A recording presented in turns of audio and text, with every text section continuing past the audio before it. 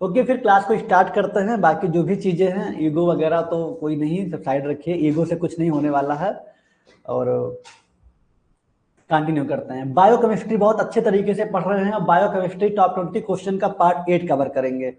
ठीक है, part 8 cover करेंगे। इन्वायरमेंटल की भी क्लास चलेगी, उसके लिए प्लानिंग हम कर रखे हैं। इन्वायरमेंटल आपको इतना पढ़ा देंगे, इतने टाइम में, बहुत कम टाइम में आप जितना पढ़ा देंगे उतना सफिशियंट रहेगा। तो इन्वायरमेंटल की चिंता हम पे छोड़ दीजिए, वो हम कराएंगे ही कराएंगे। ठीक है, अभी हम पार्ट 8 को कवर करते हैं बायोकेमिस्ट्री का।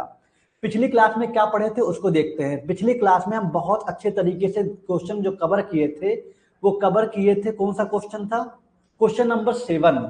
7 क्वेश्चन कवर कर चुके थे। Classify mineral with suitable example. Mineral क्या होता है, एग्जाम्पल के साथ बताइए। उसके फंक्शन क्या है और मिनरल की कमी से होने वाली रोग क्या क्या है। ठीक है, तो मिनरल के बारे में बहुत अच्छे से बताए थे कि ये इनऑर्गेनिक सब्सटेंस होता है। ठीक है, हमारे बॉडी के फंक्शन के लिए बहुत इंपॉर्टेंट रोल प्ले करता है। ये हमें डायरेक्ट एनर्जी नहीं देता कार्बोहाइड्रेट और फैट की तरह, लेकिन हमारे बॉडी में बहुत सारे फंक्शंस जो होते हैं बायोकेमिकल रिएक्शन उसमें सपोर्ट करता है। 2 तरह के होते हैं माइक्रो मिनरल्स, माइक्रो मिनरल्स।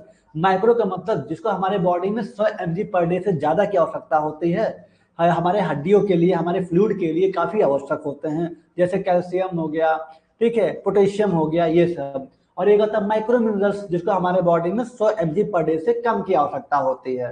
ठीक है, ये हार्मोन्स, एंजाइम, ब्लड के लिए जाने जाते हैं, जैसे आयरन वगैरह हो गया। ठीक है, तो ये बहुत अच्छे तरीके से आप इसको देखिएगा, किसकी कमी से क्या, डिफिशियंसी से क्या रोग होता है, सारी चीजें हम पढ़ा दिए थे चैप्टर नंबर 7 में। ठीक है, चलिए, मिनरल्स आपका हो चुका है अच्छे तरीके से। अब आगे बढ़ते हैं, जो नेक्स्ट क्वेश्चन है क्वेश्चन नंबर 8 का। टॉप 20 सीरीज चल रहा था, टॉप 20 सीरीज में हम पहुंच गए हैं क्वेश्चन नंबर 8। बहुत अभी पीछे चल रहा है ना, 8 क्वेश्चन ये हो जाएगा। इसके बाद फिर मतलब मान के चला जाए, देखते हैं 16-17 तक इसको कवर करें। जैसा कि पता है, अगर आप यूपी से हैं और अभी बीटी यूपी की तरफ से एक नोटिस भी आया हुआ है, आज ही आया हुआ है, कि जो भी एग्जाम डेट फॉर्म नहीं भरे हुए हैं, एग्जामिनेशन फॉर्म नहीं भरे हुए हैं, तो उनकी डेट बढ़ा दी गई है। 10 तारीख तक था, लेकिन वो 12 तारीख तक कर दिया गया है।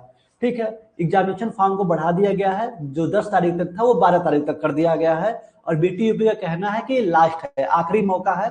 जो लोग फॉर्म नहीं भर पाए हैं, जिनका बैक है या कोई रीजन की वजह से नहीं फिल हो पा रहा है, तो उसको आप सही करवा लीजिए। 2 दिन डेट और बढ़ गया है, 12 तारीख लास्ट डेट है रात तक। 12 तारीख को रात में फिर साइट बंद हो जाएगी, मतलब फिर फॉर्म नहीं भरे जाएंगे, ऐसा बीटी यूपी का कहना है। ठीक है, हाँ, एग्जाम का अभी नहीं बताया गया है, अभी फॉर्म का बताया गया है कि 12 तारीख लास्ट डेट है। उसके बाद ये एग्जाम के बारे में कुछ ना कुछ सोचेंगे। इन्होंने कहा है मई में जो एग्जाम होना है, और मई में कब होना है, अब ये बीटी यूपी कब सोचेगा, थोड़ा और वेट कर लीजिए। ठीक है, चलिए, क्वेश्चन नंबर 8 क्या है देखते हैं, अच्छे तरीके से कवर करते हैं।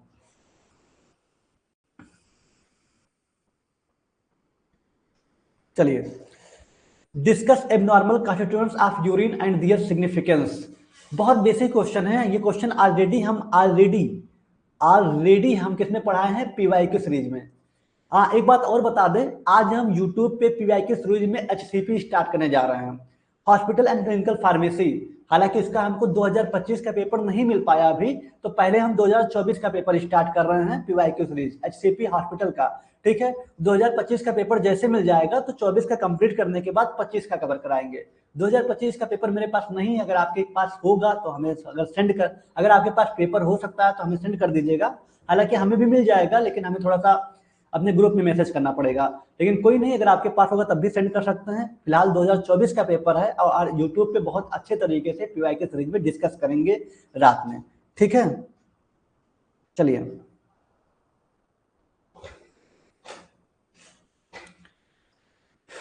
तो discuss abnormal constituents of urine and their significance. और हाँ, जो भी पेपर आप सेंड करते हैं देखते रहिए कहीं कॉपीराइट या किसी का मतलब लोगो ना लगा हो, किसी और ब्रांड का, XYZ कोई भी ब्रांड हो उसका लोगो ना लगा रहे। ठीक है, जैसे अदर जो बहुत सारे चैनल्स हैं उनका पेपर आप उठा के हमें दे रहे हैं, है तो बीटी यूपी का, लेकिन उन्होंने अपने टैग लगा रखा है, वैसा पेपर आप मत सेंड करिएगा। फ्रेश पेपर सेंड करिएगा अगर आपके पास होगा तो। Abnormal constituents of urine and their significance. यहाँ पे यूरिन के असामान्य घटकों और उनके महत्व पर चर्चा करें। अब देखिए, यूरिन का असामान्य घटक क्या होता है, जैसा कि पता है, आमतौर पर नॉर्मली सामान्यता यूरिन में शामिल होता है वाटर, यूरिया, क्रिएटिनिन और यूरिक एसिड। ठीक है, ध्यान रखिएगा। Okay, urine contain water, urea, creatinine, uric acid. Urine में वाटर होता है, यूरिया होता है, क्रिएटिनिन होता है, यूरिक एसिड होता है, और इलेक्ट्रोलाइट्स कई सारे होते हैं, जैसे सोडियम, पोटेशियम क्लोराइड हो गया। ठीक है, तो ये बहुत सारे इलेक्ट्रोलाइट्स यूरिन में होते हैं। यूरिक एसिड होता है, क्रिएटिनिन होता है, यूरिया होता है, वाटर होता है। ओके, चलिए, तो अगर हम बात करें यूरिन के, तो सामान्यतः यूरिन में पानी, यूरिया, क्रिएटिनिन, यूरिक एसिड तथा सोडियम, पोटेशियम क्लोराइड जैसे इलेक्ट्रोलाइट पाए जाते हैं। समझ में आया? तो ये असामान्य कैसे हुआ? अगर हम एबनॉर्मल की बात करें, ये आपकी हेडिंग हो गई, तो ये असामान्य कब हो गया यूरिन? अब यहाँ पे पढ़ते हैं। However, certain substance appear in urine abnormally during disease या फिर metabolic disturbance। कोई बीमारी हो गया हो या फिर हमारे बॉडी में कोई मेटाबॉलिक डिस्टर्बेंस हो गया हो, जहां प्रॉपर तरीके से मेटाबॉलिक एक्टिविटी सही नहीं हो रही हो, या कोई बीमारी हो गई हो, ऐसी सिचुएशन में जो यूरिन होगा वो असामान्य हो जाएगा। ठीक है, असामान्य हो जाएगा। जैसे क्या मान ले, जैसे आपके बॉडी में इंसुलिन हार्मोन्स है, अभी क्या कर रहा है, ग्लूकोज का प्रॉपर तरीके से सेल यूटिलाइज नहीं कर रहा है, डायबिटीज की प्रॉब्लम है, यूरिन यहाँ पे असामान्य हो जाएगा। ठीक है, बहुत सारे और प्रॉब्लम है जो हमारे बॉडी में वेस्ट प्रोडक्ट हैं, उनका सही से मेटाबोलाइटेशन नहीं हो रहा है, मेटाबोलाइट्स नहीं हो रहे हैं, वो यूरिन यहाँ पे असामान्य हो जाएगा। ठीक है, तो वही चीज पढ़ते हैं कि जब कोई डिजीज या मेटाबॉलिक डिस्टर्बेंस हो रहा है, इसके वजह से हमारा जो यूरिन है क्या हो जाएंगे, एबनॉर्मली हो जाएंगे। These are known as abnormal constituents, इसी को हम असामान्य घटक कहते हैं। लेकिन रोग या फिर मेटाबॉलिक संबंधी, चपा चपा, ये जो टर्म है ना, इसको ध्यान दीजिएगा, मेटाबॉलिक बोलते हैं, मेटाबॉलिक डिस्टर्बेंस। ठीक है, लेकिन रोग या फिर मेटाबॉलिक संबंधी विकारों के दौरान कुछ पदार्थ यूरिन में असामान्य रूप से दिखाई देते हैं। ओके, कोई डिजीज हो गया या फिर मेटाबॉलिक बीमारी की वजह से जो यूरिन में कुछ ऐसे मटेरियल्स होते हैं, सब्सटेंस होते हैं जो असामान्य दिखाई देते हैं, इन्हें ही क्या कहा जाता है, यूरिन का असामान्य घटक कहा जाता है। क्लियर हो गया? चलिए, बहुत अच्छा। तो यूरिन का असामान्य घटक समझ में आया। पहले आपको यह बताना है, हेडिंग डालना है, abnormal constituents of urine, urine का असामान्य घटक। ठीक है, आपको बताना है कि यूरिन में water, urea, creatinine, uric acid और बहुत सारे इलेक्ट्रोलाइट जैसे सोडियम, पोटेशियम क्लोराइड पाए जाते हैं। ठीक है, जो कि यूरिन हमारा सामान्य रहता है, लेकिन कोई बीमारी की वजह से या मेटाबॉलिक एक्टिविटी या मेटाबॉलिक डिस्टर्बेंस की वजह से हमारा यूरिन में कुछ जो पदार्थ है वो क्या हो जाएंगे, असामान्य हो जाएंगे, एबनॉर्मल हो जाएंगे, जिसके वजह से क्या होगा, उसी को हम जो असामान्य हो जाएंगे तो उसी को हम बोलते हैं एबनॉर्मल कॉन्स्टिट्यूएंट्स। ठीक है, उसी को हम बोलते हैं यूरिन का असामान्य घटक। ओके, अब ये तो हम बता दिए, अब क्या क्या चीजें असामान्य हो रही हैं, किसके वजह से हो रही हैं, थोड़ा सा हम इसको देख लेते हैं। सौरभ जी कह रहे सर, लेकिन अगले साल तो एग्जाम डेट 40 दिन पहले ही आ गया था। देखिए सौरभ जी, हो सकता है एग्जाम आपका लेट में भी हो, बीटी यूपी का कुछ कंफर्म रहता नहीं है बस, लेकिन अपनी तैयारी हम ये क्यों सोचें, जब भी नोटिस आएगा देखा जाएगा। अभी आप 15 से 20 तारीख का वेट करिए, जैसे ही कोई नोटिस आएगा बताया जाएगा। फिलहाल हमारी तैयारी अप्रैल मान के चलना है, बहुत हो जाएगा अगर जैसा, तब तक नोटिस आ ही जाएगा। अगर हम अप्रैल लास्ट का टारगेट रख रहे हैं तो नोटिस आ जाएगा तब तक। अगर नहीं आया इसका मतलब कि मई के लास्ट में होगा। अगर अप्रैल लास्ट तक नोटिस नहीं आया तो मई के लास्ट वीक में होगा या जून में होगा, लेकिन कहा है अगर मई में, तो मई में आ सकता है, बाकी देखते हैं। ठीक है, चलिए, एबनॉर्मल कॉन्स्टिट्यूएंट्स, असामान्य घटक। ओके, क्या स्थिति रोग है इसको देखेंगे और महत्व को जानेंगे। एबनॉर्मल कॉन्स्टिट्यूएंट्स जो यूरिन के असामान्य घटक हैं उसको देखेंगे, स्थिति, कंडीशन और डिजीज क्या है उसको देखेंगे और उसके महत्व को जानेंगे। ठीक है, चलिए देखते हैं क्या है। तो असामान्य घटक में आप क्या बताएंगे, सबसे पहले ग्लूकोज। ठीक है, ग्लूकोज बताएंगे। यूरिन से अगर शुगर की मात्रा बढ़ रही है, ठीक है, ग्लूकोज आ रहा है, शुगर आ रहा है, तो ये होता है डायबिटीज मेलिटस के सिम्टम्स। डायबिटीज मेलिटस या बहुत ज्यादा स्ट्रेस लेने की वजह से, तनाव लेने की वजह से ये सिचुएशन क्रिएट होता है।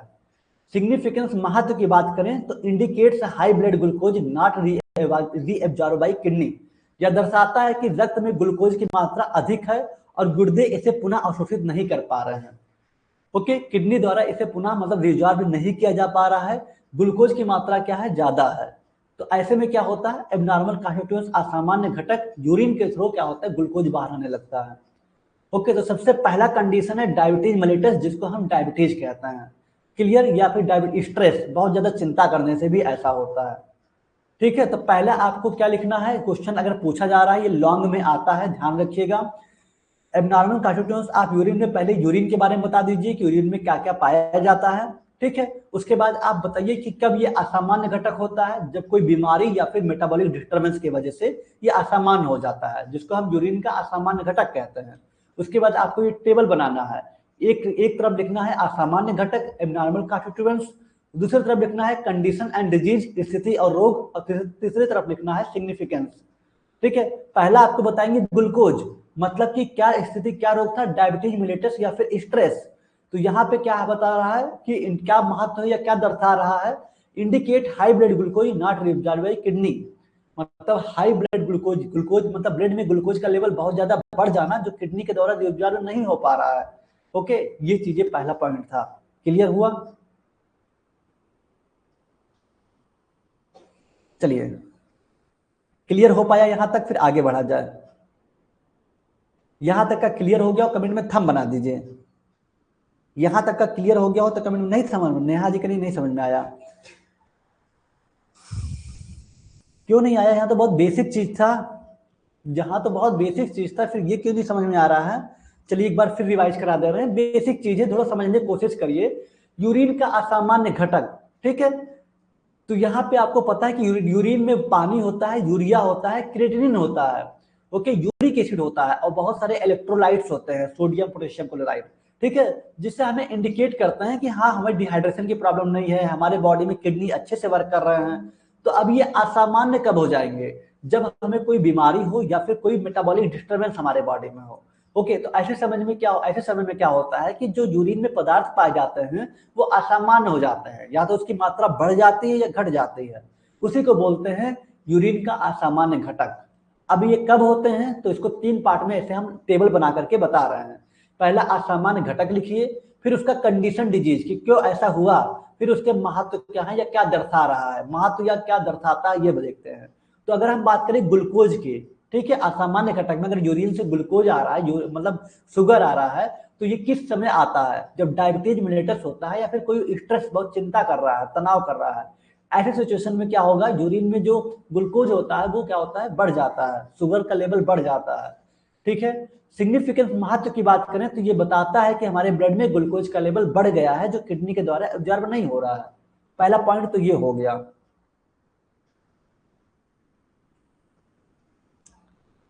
यूरिक एसिड बढ़ने से जोड़ों में दर्द क्यों होता है, साधना जी बिल्कुल बताएंगे उसको, पहले वो अलग पॉइंट आपका हो गया। ठीक है, यूरिक एसिड आपको पढ़ाए हुए थे, आप जरूर देखिएगा, उसमें बताए हुए हैं कि किस तरह से वो ज्वाइंट में किस तरह से पेन होता है। तो ये चीजें अलग है, फिलहाल हम यहाँ पे यूरिन के असामान्य घटक को पढ़ रहे हैं। इसको देखिए कि अगर ग्लूकोज का लेवल बढ़ जाता है तो यहाँ पे डायबिटीज मेलिटस पहला हो गया, तो ये पहला पॉइंट आप लिख दिए। सेकंड की बात करें, प्रोटीन, अगर यूरिन के थ्रू प्रोटीन बाहर आ रहा है जैसे एल्बुमिन प्रोटीन, तो इसका मतलब कि किडनी हमारा सही से वर्क नहीं कर रहा है, किडनी डिजीज की प्रॉब्लम है या फिर हाइपरटेंशन की प्रॉब्लम है। ठीक है, हाइपरटेंशन या फिर किडनी डिजीज, ऐसे सिचुएशन में क्या होगा, यूरिन के थ्रू प्रोटीन भी आ सकता है। यहाँ पे सिग्निफिकेंस, महत्व में क्या बताएंगे कि suggest damage to the glomeruli of kidney, यहाँ गुर्दों के जो ग्लोमेरुली होता है, किडनी में देखेंगे एक पार्ट होता है ग्लोमेरुली, को हुए नुकसान का संकेत देता है। कहीं ना कहीं किडनी डैमेज होने लगता है, जो कि आप देख सकते हैं क्यों होता है, क्योंकि यूरिन के थ्रू प्रोटीन आ रहे हैं। ओके, ये असामान्य घटक है, ये चीजें पता चल रही है कि हाँ यूरिन के थ्रू ये आ रहे हैं, इससे हमारा एक ऑर्गन्स कहीं ना कहीं डैमेज हो रहा है जिसका नाम है किडनी। ठीक है, किडनी डिजीज हो सकता है या फिर हाइपरटेंशन के सिचुएशन में ऐसा होता है। तो आपको ये पढ़ना था कि यूरिन के असामान्य घटक क्या क्या है। पहला ग्लूकोज, देखिए कि यूरिन के थ्रू ग्लूकोज ज्यादा बाहर आ रहा है, या फिर यूरिन में जो प्रोटीन पाया जाता है वो प्रोटीन कहीं ना कहीं डैमेज हो रहा है। ठीक है, एल्बुमिन की बात करें तो ये अगर प्रोटीन आ रहा है तो कहीं ना कहीं हमारे बॉडी में किडनी की प्रॉब्लम हो रही है, या हाइपरटेंशन, हमारा बीपी बढ़ा हुआ है। ठीक है, चलिए नेक्स्ट बात करें, तीसरा वाला वो है ब्लड। तीसरे वाले की बात करें, ब्लड। ओके, ब्लड की बात करें, अगर यूरिन से कभी कभी ब्लड आने लगता है, बहुत लोगों को देखते होंगे कि यूरिन से ब्लड आने लगता है, खून आने लगता है, इसका मतलब कि यूटीआई इन्फेक्शन है। क्या है, यूटीआई इन्फेक्शन के दौरान ऐसा होता है, या फिर किडनी में स्टोन है, किडनी स्टोन या यूटीआई इन्फेक्शन के दौरान ऐसा होता है। क्यों होता है, presence of RBC due to bleeding in urinary tract. ठीक है, यूरिन मार्ग में रक्त स्राव के कारण आरबीसी की उपस्थिति। ओके, तो ऐसे में क्या होता है कि जो यूरिन मार्ग होता है, यूरिन एरिया होता है, ब्लेडर होता है, वहां पे रक्त स्राव के कारण आरबीसी की उपस्थिति होने लगती है, प्रेजेंट होने लगता है, जिसके वजह से यूरिन में ब्लड आने लगता है। ओके, तो यूटीआई इन्फेक्शन हो सकता है, किडनी स्टोन हो सकता है, ध्यान रखिएगा अगर ब्लड आने लगता है तो। चलिए, उसके बाद आपका तीसरा हो गया। चौथा आपका हीमोग्लोबिन। हीमोग्लोबिन, अगर मान लीजिए किसी पेशेंट को इनीमिया की प्रॉब्लम है, हेमोलाइटिक इनीमिया मतलब जहां पे इमेच्योर वो बनते हैं आरबीसी, तो अगर किसी को इनीमिया की प्रॉब्लम है तो प्रॉपर तरीके से वहां पे भी ब्लड देखने को मिल सकते हैं, या फिर ब्लड देखने को मिल सकते हैं, या फिर हीमोग्लोबिन उनके यूरिन से दिख सकता है।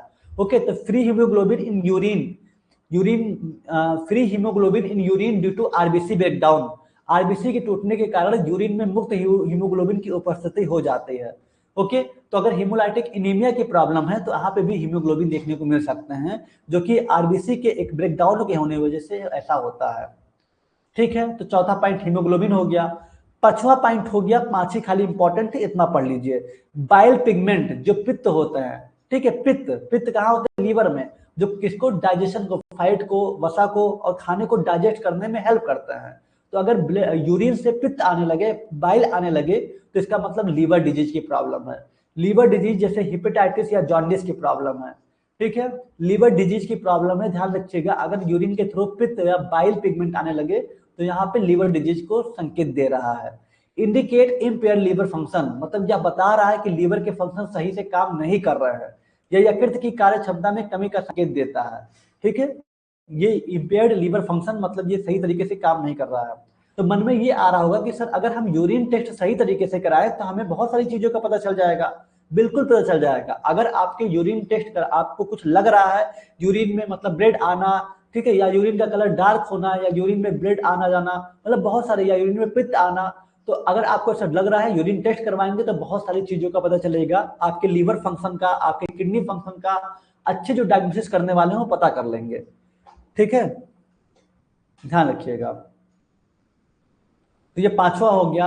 छठवां हो गया, पस कोशिकाएं होती हैं, और सातवां हो क्रिस्टल। पस कोशिकाएं जिसको पायरुया कहते हैं, पायरुया की प्रॉब्लम होती है अगर यूरिन से, तो ये कब होती है? यूटीआई इन्फेक्शन के दौरान कभी कभी पस बनने लगता है। ठीक है, मतलब डब्ल्यूबीसी के प्रेजेंस की वजह से ऐसा होता है। डब्ल्यूबीसी की प्रेजेंस ड्यू टू इन्फेक्शन की वजह से ऐसा होता है। ठीक है, जहां से पस बनने लगते हैं यूटीआई इन्फेक्शन के दौरान।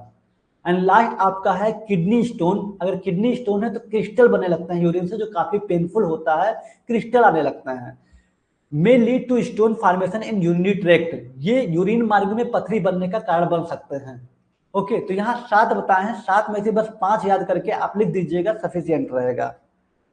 ठीक है, ध्यान दीजिएगा। हाँ, एलएफटी टेस्ट में यूरिन टेस्ट होता है। एलएफटी टेस्ट जब होते हैं, ठीक है, सॉरी केएफटी टेस्ट जब कराते हैं तो वहां पे भी यूरिन टेस्ट होता है, लेकिन यूरिन को अगर अलग से टेस्ट करवाएंगे तभी बहुत सारी चीजों का पता चल जाएगा। तो ये सारी पॉइंट है जिसको लिखना है असामान्य घटक में, और ये लॉन्ग में आता है, ध्यान रखिएगा। इसके सिग्निफिकेंस, महत्व भी पूछ रहा था, ये भी आप बता दिए अच्छे तरीके से।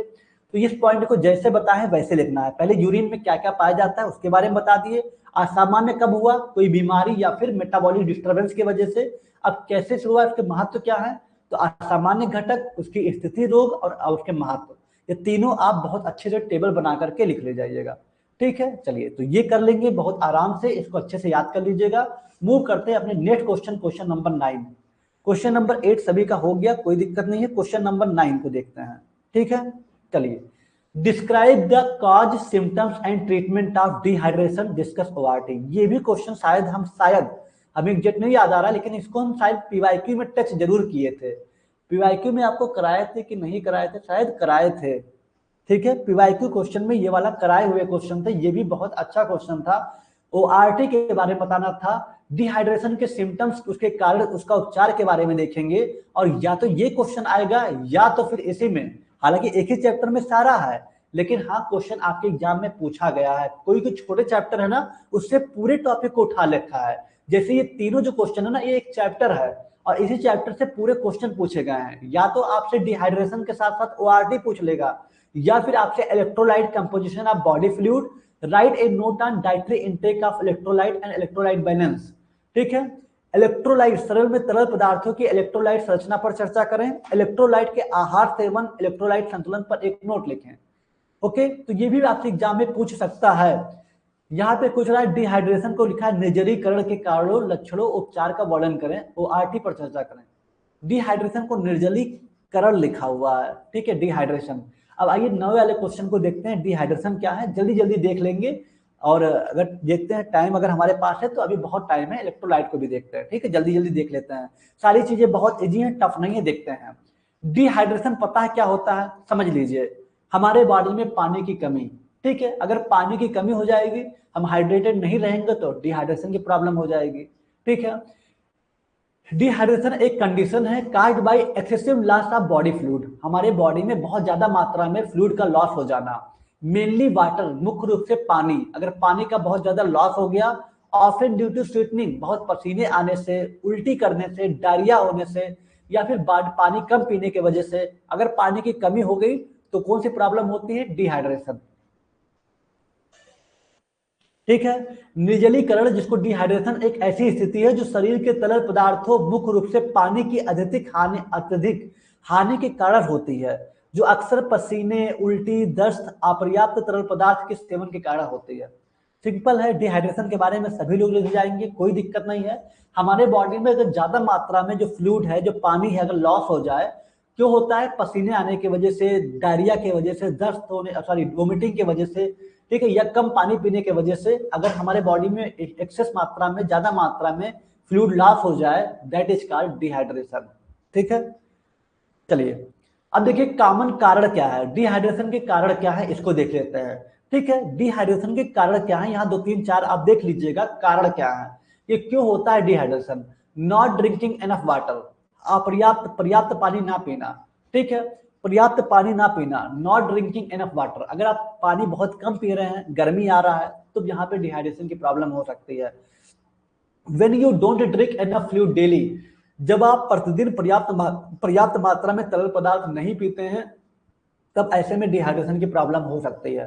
ओके, तो ऐसे ही हेडिंग बना के लिखिएगा, पहला है नॉट ड्रिंकिंग एनफ वाटर, ये हेडिंग है, उसके आगे नीचे लिख दीजिएगा ब्लू पेन से, when you don't drink enough fluid daily, जब आप प्रतिदिन पर्याप्त मात्रा में तरल पदार्थ नहीं पीते हैं, तब डिहाइड्रेशन की प्रॉब्लम होती है। एक्सेसिव स्वीटनिंग, अत्यधिक पसीना आना, ठीक है, मतलब आप बहुत ज्यादा जिम जा रहे हैं, एक्सरसाइज कर रहे हैं, हॉट वेदर, गर्म जगह पे हैं जहां पर फैन नहीं चल रहे हैं, या आपको बुखार है, तो ऐसे समय में भी डिहाइड्रेशन की प्रॉब्लम होती है। व्यायाम, गर्म मौसम, बुखार के दौरान ऐसा होता है। ओके, चलिए फीवर के दौरान भी सोचिए डिहाइड्रेशन की प्रॉब्लम होती है, हमारे बॉडी में फ्लूइड लॉस होता है। ओके, ध्यान रखिएगा। डायरिया आपको पता है, दस्त आना, rapid loss of water and electrolyte from the body, हमारे बॉडी में बहुत तेजी से पानी और इलेक्ट्रोलाइट की कमी होने लगती है डायरिया के दौरान, तो जब पानी इलेक्ट्रोलाइट की कमी हो जाएगी तो डिहाइड्रेशन की प्रॉब्लम हो जाएगी। वोमिटिंग, उल्टी, loss of fluid due to throwing up, बहुत सारे फ्लूइड जो है आप बाहर निकाल देते हैं, उसकी वजह से भी डिहाइड्रेशन की प्रॉब्लम हो जाएगी। दस्त, शरीर में पानी और इलेक्ट्रोलाइट की तेजी से नुकसान होना, उल्टी करना, उल्टी के कारण तरल पदार्थ की हानि होना। तो यहाँ पे 4 बताए आपको, और भी 5 6 है क्या, अच्छा 7 8 है, चलिए 3 4 और है, देख लेते हैं। फीवर, बुखार, higher body temperature increase body loss, जितने ज्यादा बॉडी टेम्परेचर होगा, कहते हैं 101 डिग्री बुखार है, 102 डिग्री बुखार है, उतनी तेजी से फ्लूइड लॉस हमारे बॉडी से होगा, पानी की कमी उतनी तेजी से होगा, ध्यान रखिएगा।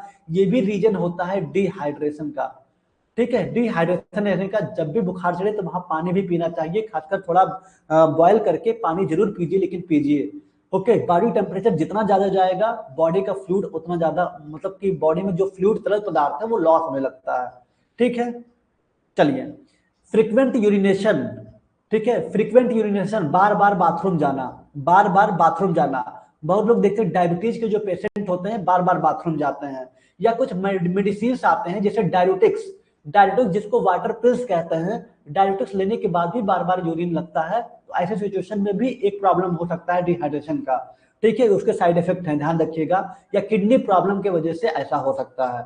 ओके, तो पहला 5वां बताए बुखार, शरीर का तापमान बढ़ने से द्रव की हानि बढ़ जाती है, बार बार बाथरूम आना, मधुमेह मतलब डायबिटीज, या कुछ दवाओं जैसे कि डायरेटिक्स को मूत्रवर्धक कहते हैं, अच्छा, जैसे कुछ दवाओं डायरेटिक्स या गुर्दे की समस्याओं के कारण ऐसा होता है, ठीक है।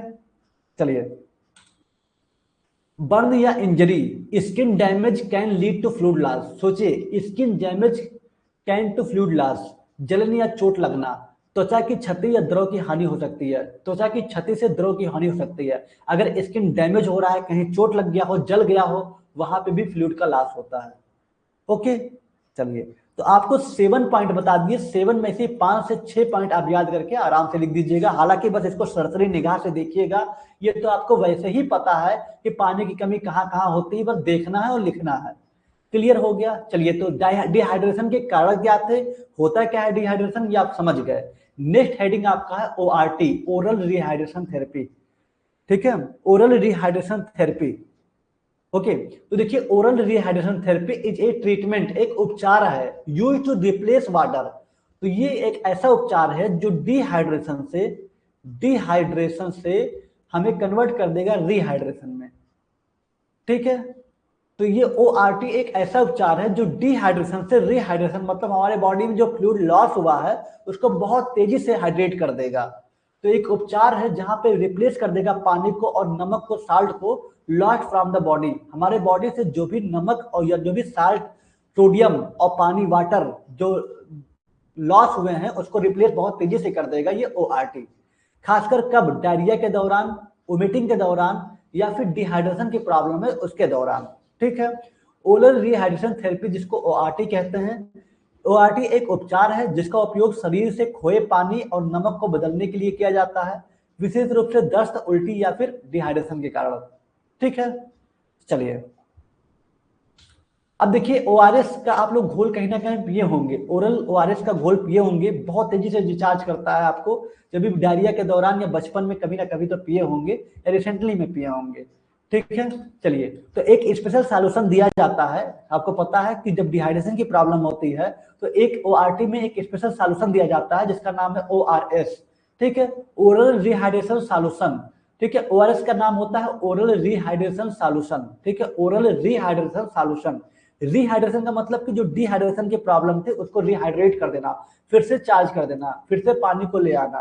तो ओरल रिहाइड्रेशन सॉल्यूशन कहते हैं, जो कि पेशेंट को दिया जाता है। ओके, इसमें क्या शामिल होता है, पानी होता है, ग्लूकोज होता है, और भी बहुत सारी चीजें होती हैं। रोगी को ORS, ओरल रिहाइड्रेशन सॉल्यूशन नामक एक विशेष घोल दिया जाता है। इसमें निम्नलिखित शामिल है, पानी हो गया, ग्लूकोज हो गया, साल्ट हो गया, sodium chloride, sorry potassium chloride हो गया, सिट्रेट बाइकार्बोनेट हो गया, नमक, सोडियम क्लोराइड, पोटेशियम क्लोराइड हो गया, और साइट्रेट बाइकार्बोनेट वगैरह शामिल होते हैं। किसमें, ORS में, ओरल रिहाइड्रेशन सॉल्यूशन में। ओके, चलिए, तो कुछ इस तरह से होता है, आप देख पाते हैं, जिसको हम बहुत प्यार से इलेक्ट्रॉल पाउडर कहते हैं। क्या कहते हैं, इलेक्ट्रॉल पाउडर कहते हैं। ओके, चलिए, हाउ डज ORS वर्क, कैसे काम करता है ORS, ये भी आप पॉइंट बना के चाहे तो लिख दीजिएगा, वरना बिना हेडिंग के लिखते चले जाइएगा। इस हेडिंग को अगर नहीं लिख पाएंगे तो कट कर दीजिएगा। ठीक है, आप बताने की जरूरत नहीं, क्योंकि क्वेश्चन में पूछा नहीं है, तो आप एक्स्ट्रा मत बताइए, बस इसी के आगे लिख दीजिएगा। ग्लूकोज, क्योंकि इसमें ग्लूकोज मिला होता है, साल्ट होता है, तो यहाँ पे बाइकार्बोनेट होता है। तो glucose help the body absorb salt and water better from the intestine. जो ग्लूकोज इसमें मिला होता है ये मदद करता है बॉडी में एब्जॉर्ब करने के लिए साल्ट और वाटर को। हमारे इंटेस्टाइन में जो ग्लूकोज इसमें मिला होता है इलेक्ट्रॉल पाउडर में, वो बहुत अच्छे से साल्ट और वाटर को एब्जॉर्ब करता है।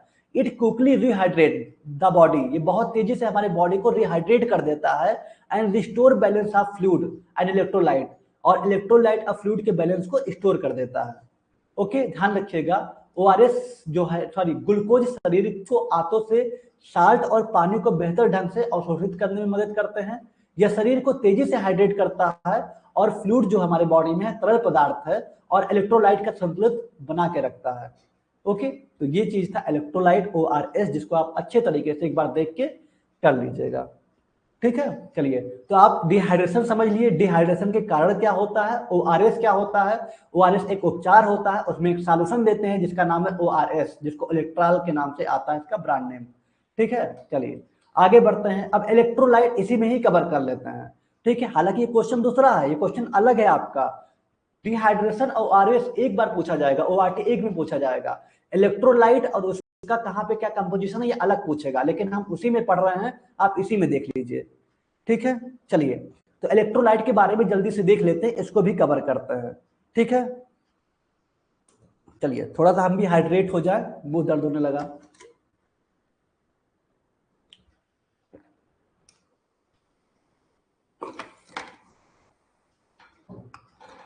बीच में आप लोग भी हाइड्रेट हो जाया करिए, थोड़ा सा पानी भी पी लिया करिए, ठीक है।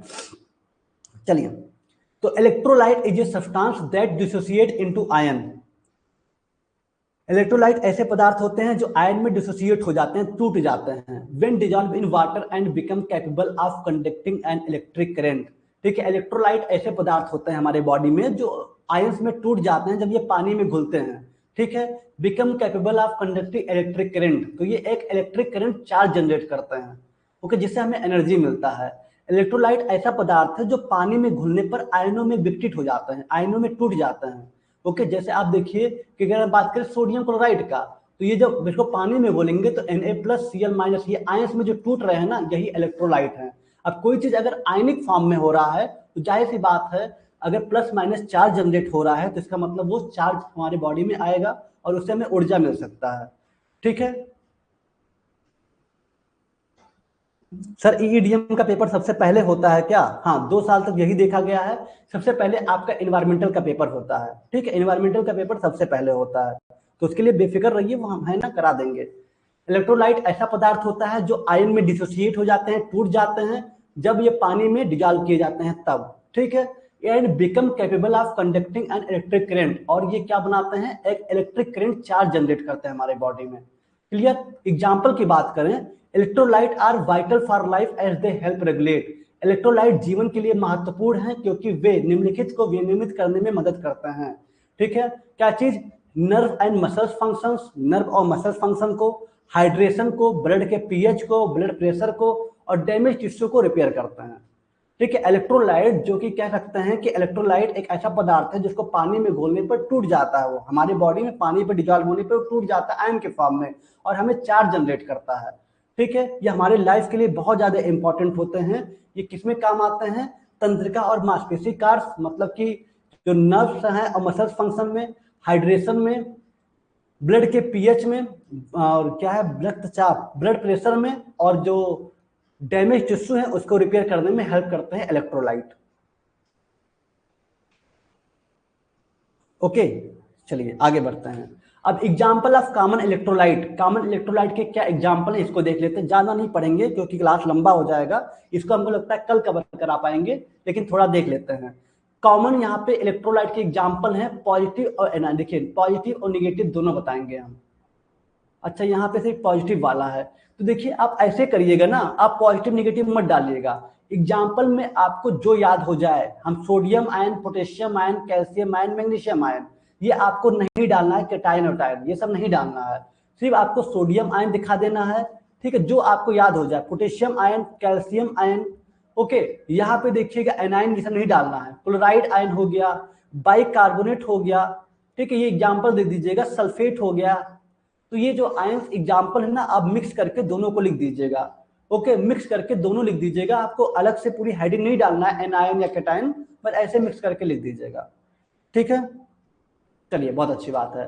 अब इलेक्ट्रोलाइट के बारे में आप बता दिए कि इलेक्ट्रोलाइट बहुत इंपॉर्टेंट है फॉर मेनी बॉडी फंक्शंस, हमारे अलग अलग बॉडी फंक्शन में। तो इस चीज को आप बता दिए तो आपको दोबारा बताने की जरूरत नहीं है, हमारे हिसाब से दोबारा बताने की जरूरत नहीं है, एक बार आप इलेक्ट्रोलाइट को बता चुके हैं। अब आगे बढ़ते हैं हम। अब यहाँ पे बॉडी फ्लूइड, अब इस बॉडी फ्लूइड को हम थोड़ा कल पढ़ेंगे। ठीक है, बॉडी फ्लूइड को सोच रहे कल पढ़ाएं क्योंकि काफी लंबा हो जाएगा, क्या कहते हैं आप लोग? अभी पढ़ेंगे आप लोग बॉडी फ्लूइड को, अभी पढ़ा के खत्म कर दें या कल पढ़ाएं?